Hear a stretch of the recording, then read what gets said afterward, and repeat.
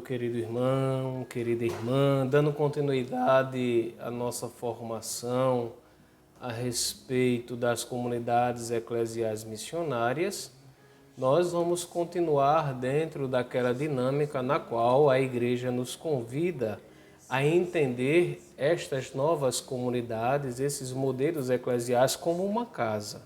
Uma casa sustentada por 4 pilares. No momento anterior, nós aprofundamos rapidamente o pilar da palavra. Hoje, nós iremos dar continuidade com o pilar do pão, tendo 2 dimensões intrínsecas a este pilar, que é a celebração litúrgica e a espiritualidade. Então, já convido você, meu irmão, minha irmã, a rezarmos juntos para que o Espírito Santo possa nos ajudar nesta meditação e que ele suscite em nós desejos de missões, como também ideias de fazermos com que este pilar seja bem desenvolvido em nossa paróquia e que seja bem aproveitado para a implantação do Reino de Deus. Rezemos juntos. Em nome do Pai, e do Filho, e do Espírito Santo. Amém. Nós te pedimos, Senhor nosso Deus, infunda em nós o teu Santo Espírito, que ele nos dê discernimento, sabedoria, maturidade, sinceridade, para que tudo aquilo que venhamos a fazer seja guiado por vós e voltado para vós. Tudo isso te pedimos por meio do vosso Filho Jesus Cristo, que convosco vive e reina para sempre. Amém. Em nome do Pai, do Filho e do Espírito Santo. Amém. Então, queridos irmãos e irmãs, dentro da experiência de comunidade eclesial missionária entendida neste pilar do pão, nós devemos entender a grande celebração eucarística, a Santa Missa, como uma ação comunitária e como uma ação essencial para a nossa vivência eclesial, para a nossa vivência de fé. A missa, meus queridos irmãos e irmãs, ela deve ser o nosso encontro com nosso Senhor Jesus Cristo. O domingo, e a gente precisa recuperar esta dimensão de santidade do domingo. Ele deve estar no centro da nossa fé, como um momento de lembrança e de agradecimento para a pessoa de Jesus, porque ele, ao ressuscitar, transforma, renova todas as coisas. Então, a gente precisa valorizar a dimensão do dia do domingo, porque ele tem se perdido. O dia do domingo tem sido tudo, menos dia de oração e de encontro com o Senhor. E a Igreja nos propõe a olharmos as primeiras comunidades lá no livro do Atos dos Apóstolos e percebermos como estas comunidades valorizavam a celebração litúrgica, como estas comunidades viviam a sua espiritualidade ao redor da mesa, da partilha do pão eucaristizado, a tal ponto de, num determinado momento, São Paulo escrever aos Coríntios que esta mesa que os cristãos se reúnem, ela é diferente de todas as outras mesas. Nesta mesa é a comunhão com o corpo e o sangue do Senhor. Não é uma mesa qualquer. E é por isso, queridos irmãos e irmãs, que a Igreja vai nos convidando a repensarmos as nossas celebrações, os nossos momentos de espiritualidade, para que de fato eles se tornem um encontro com Jesus. Agora, às vezes, e eu acho que isso não deve acontecer com vocês, às vezes nós queremos fazer com que as celebrações sejam tão particulares, tão nossas, que ela acaba deixando de ter um caráter comunitário para ter um caráter pessoal. E a igreja quer dizer, olha, a celebração eucarística, ela é uma ação de toda a igreja, pela qual, unida a Jesus, é oferecida ao Pai. Você sabe aquela gota de água que o padre coloca no cálice na preparação das oferendas?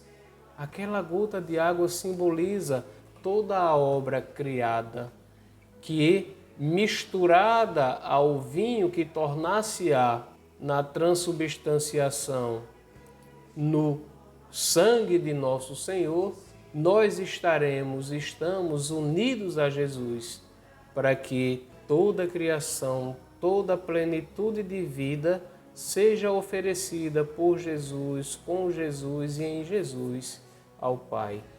E aí, a gente precisa estar atentos a algumas necessidades que as nossas paróquias, os nossos grupos pastorais, associações e movimentos, as pequenas comunidades que irão surgir a partir destes aprofundamentos, nós precisamos estar atentos a alguns detalhes para que, de fato, a gente venha a efetivar realmente este pilar do pão, dando sentido eclesial e crescendo como paróquia.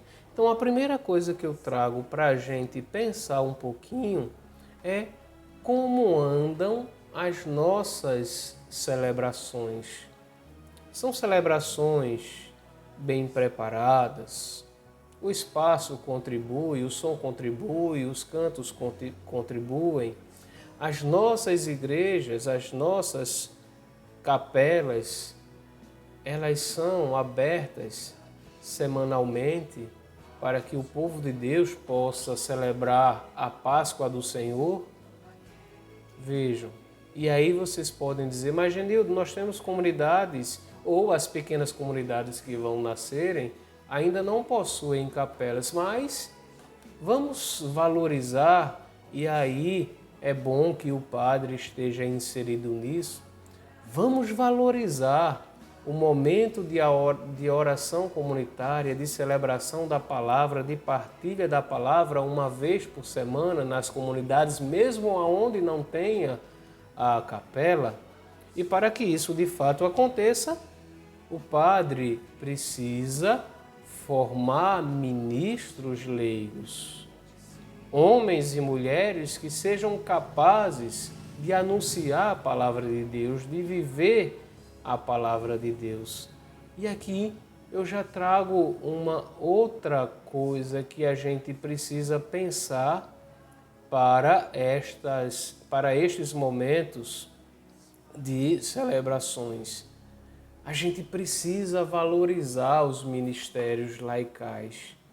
Às vezes a gente acha que somente o padre pode fazer a partilha da palavra, que somente o padre pode fazer a distribuição da comunhão, que somente o padre pode fazer o ritual de exéquia.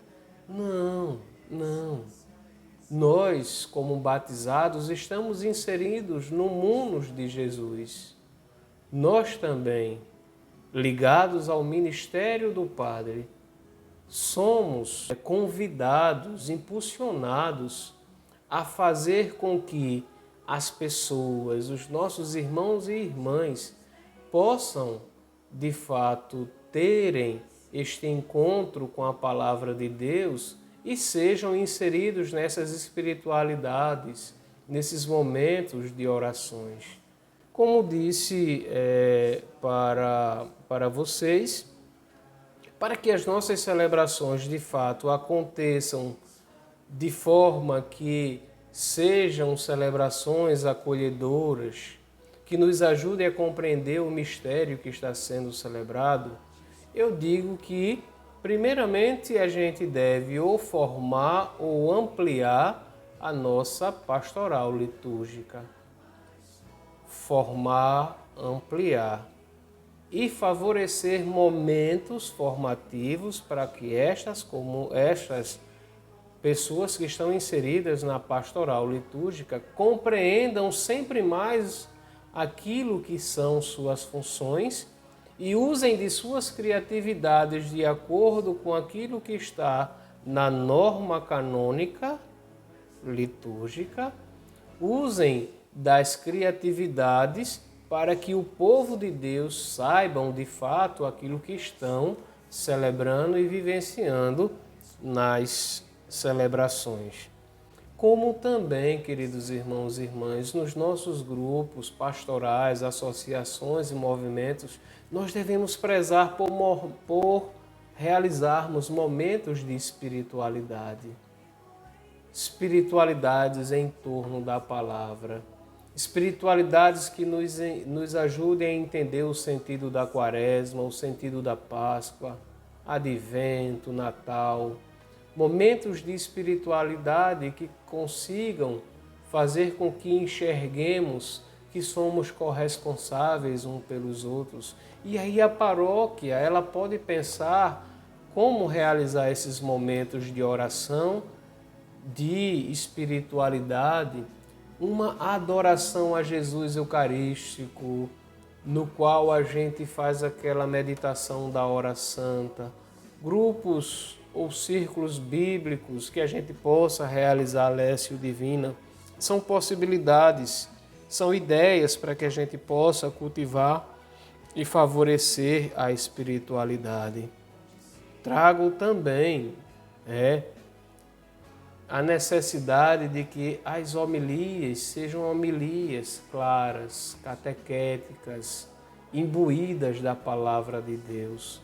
Não somente a homilia que o padre faz na matriz ou quando vai celebrar em alguma comunidade, mas a você que também, que é dirigente, que é coordenador, que é líder de um grupo ou de uma pastoral, você também precisa lá no seu grupo ter esta dimensão de catequizar, de aproximar as pessoas de Jesus. E por último, eu trago uma coisa muito grave, que é necessário que a gente venha a pensar.